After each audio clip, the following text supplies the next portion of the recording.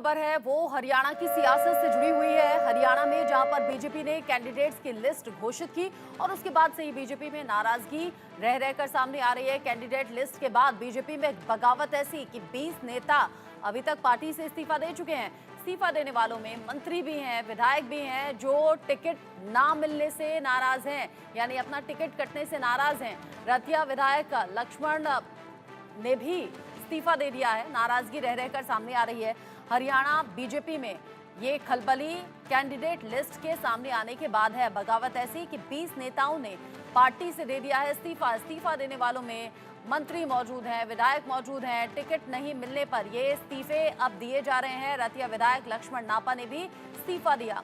Senior editor Sanjay Sharma मेरे साथ में जुड़ गए हैं ज्यादा अपडेट के साथ।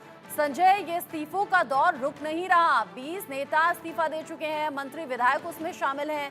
आखिर होगा क्या? अभी तो बाकी कैंडिडेट्स की लिस्ट बची है। बिल्कुल, अभी ये लिस्ट और बढ़ेगी। जिस तरह से जैसे जैसे 23 नामों की सूची और बीजेपी जारी करेगी, उसके बाद में इनकी संख्या है, टिकट कटने के बाद में लोगों की पार्टी छोड़ने की संख्या और बढ़ने वाली है। हमने देखा किस तरीके से बड़े नेता एक एक करके पार्टी छोड़ के जा रहे हैं। कई नेता बागी बन करके चुनाव लड़ने का ऐलान कर रहे हैं। सावित्री जिंदल, नवीन जिंदल, मशहूर उद्योगपति की मां सावित्री जिंदल का टिकट बीजेपी ने काटा तो उन्होंने सीधे सीधे घोषणा कर दी कि इस साल से वो निर्दलीय लड़ेंगी। कविता जैन पूर्व मंत्री रह चुकी हैं, उन्होंने पहली घोषणा कर दी कि वो सोनीपत से चुनाव लड़ने जा रही है निर्दलीय के बतौर। रणजीत चौटाला जो मंत्री थे इस सरकार में, हरियाणा सरकार में मंत्री थे, उनका टिकट काटा। उन्होंने भी घोषणा कर दी कि वो इंडिपेंडेंट चुनाव लड़ेंगे। लक्ष्मण नापा ने तुरंत कांग्रेस पार्टी का दामन थाम लिया बीजेपी से इस्तीफा देकर के, पर अब वो कांग्रेस पार्टी से चुनाव लड़ने जा रहे हैं। तो ये जितने निर्दलीय, जितने बागी बीजेपी के निकल के बाहर जा रहे हैं, वो कहीं ना कहीं बीजेपी को जबरदस्त नुकसान पहुंचा सकते हैं। बीजेपी के नेता भी इस बात से चिंतित है और वो लगातार कोशिश कर रहे हैं डैमेज कंट्रोल की, लेकिन अभी तक डैमेज कंट्रोल की कोशिशें कामयाब होती नजर नहीं आ रही है। क्योंकि हरियाणा एक ऐसा स्टेट है जहां पर लोगों को मनवाना, लोगों को मानना काफी कठिन है। हालांकि ये पूरी की पूरी बीजेपी कैडर बेस्ड पार्टी है, संगठन बहुत बड़ा मजबूत है, लेकिन उसके बावजूद भी इतनी बगावत बीजेपी में इसलिए हो रही है क्योंकि बीजेपी ने बड़ी संख्या में कांग्रेसी जेजेपी से लोगों को अपनी पार्टी में शामिल किया था, और अब वही लोग पार्टी के खिलाफ बगावत भी कर रहे हैं। तो इनमें से कई सारे ऐसे नेता हैं जो बीजेपी की संभावना को ठेस पहुंचा सकते हैं, धक्का पहुंचा सकते हैं। अच्छा, ये बताइए संजय शर्मा, आपने कहा कि जो इस्तीफे का दौर है वो चल रहा है और ये आगे भी बढ़ सकता है क्योंकि जाहिर सी बात है नाराजगी रह रहकर सामने आ रही है। टिकट कटने से नाराज ये सभी नेता हैं। अब ऐसे में अगर बीजेपी से इस्तीफा दे रहे हैं तो क्या कांग्रेस में जाएंगे या कोई और रास्ता निकालेंगे? देखिए, कुछ लोगों ने तो इंडिपेंडेंट लड़ने का ऐलान किया, जिसमें सावित्री जिंदल सबसे बड़ा नाम है, कविता जैन का नाम है, रणजीत चौटाला का नाम है, करण सिंह कंबोज का नाम है। तो ये ऐसे बड़े नाम है जो कि इंडिपेंडेंट चुनाव लड़ेंगे। इसके अलावा कई लोगों ने, लक्ष्मण नापा जैसे नाम ऐसे भी हैं जो सीधे सीधे कांग्रेस पार्टी में शामिल हो गए।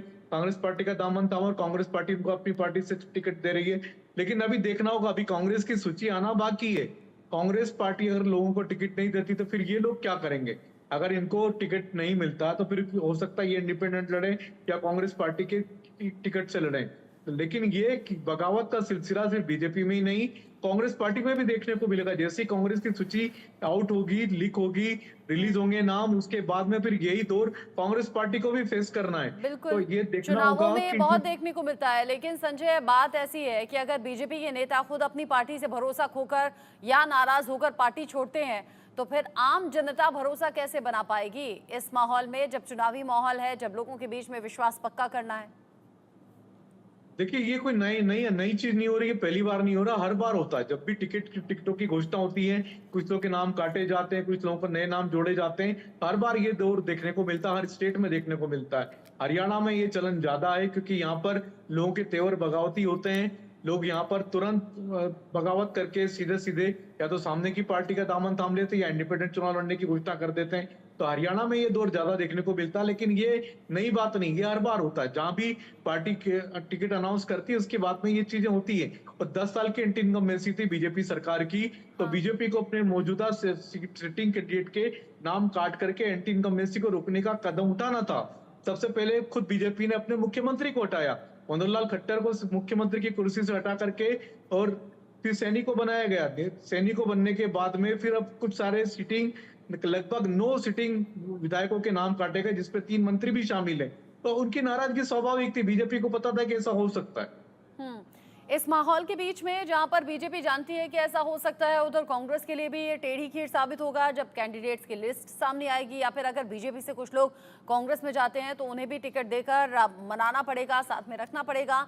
ये जो चैलेंजिंग सिचुएशन अभी बनी हुई है, चुनावी माहौल में अक्सर ऐसा होता है, दल बदल राजनीति देखने को मिलती है।